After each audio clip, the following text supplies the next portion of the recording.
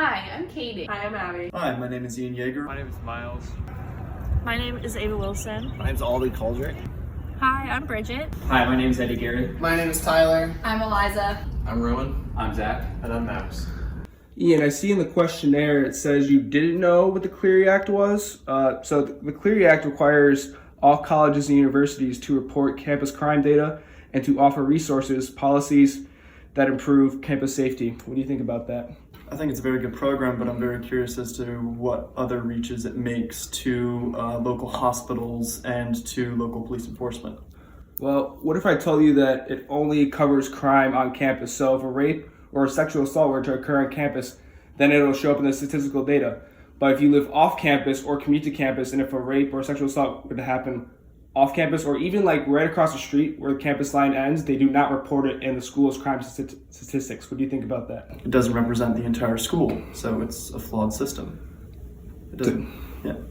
Do you think we should, I think that we need to potentially invest more into local outreach to hospitals and police enforcement in order to get a better understanding of the flaws of sexual harassment within colleges across the country. So reaching out to those local hospitals and police departments would actually be beneficial, and the Clery Act needs to work on that.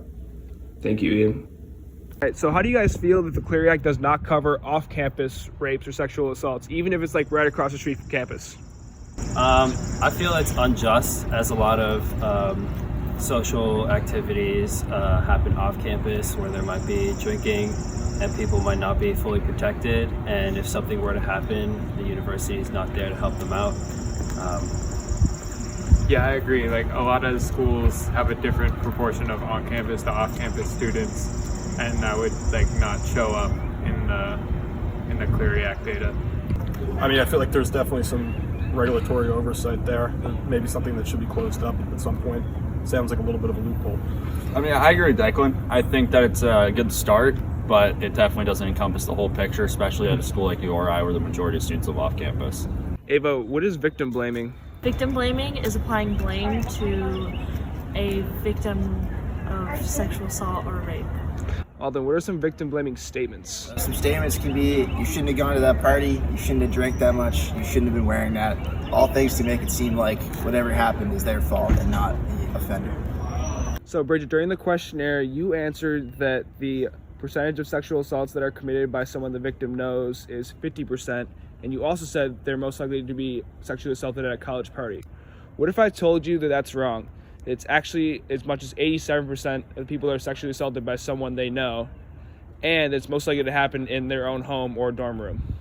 That is surprising and shocking to me, and as a female college student, it's a little scary that it's most likely would be by someone I know and in my own space where I feel most comfortable and would be vulnerable because I wouldn't be expecting it. Hey Eddie, can you explain Title IX?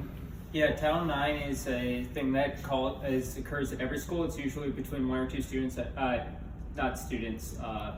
faculty at each university. I know URI's got at least two, and they deal with sexual harassment claims, abuse claims, discrimination claims, and everything like that. And so they are non-biased, non-school officials that deal with all those. And when a student has a claim of something like that, they're the people that you reach out to, and they deal with the police and everything else to help solve all your not your problems, but all the claims, to make sure that the school's following the rules and everyone who reports a claim, everything gets investigated and the outcome comes to the student. Thank you. Tyler and Eliza, you guys both knew what the 3Ds were to bystander intervention. Tyler, can you give me an example? One would be distract. So you might go up to the potential perpetrator and say, hey, don't I know you from somewhere? Or we might have a class together. You just try and distract him from the victim. And then the other one is direct, and that would be you go find the victim's friends, try to bring attention to the situation. You go find a bouncer or someone with authority. Hi guys, what percent of sexual assaults on college campuses do you guys think involve alcohol? I think 55%. I was going to say 65. So it's about 50% of all sexual assaults on college campuses that involve alcohol. So keeping this statistic in mind, do you guys think that alcohol can be considered a date rape drug? Yeah. Yes. Great. So actually, researchers argue that the drug most commonly involved in drug-facilitated sexual assault is alcohol. Wow. I've never thought of alcohol that way. All right, so what do you guys think we should do as a universities to prevent sexual assault and rape on college campuses? I think a mandatory orientation panel on the topic should be included within every freshman orientation.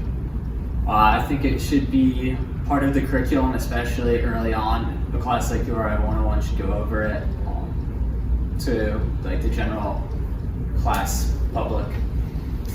I think we need to emphasize taking care of your friends when you go out and making sure everybody you go out with comes home with you.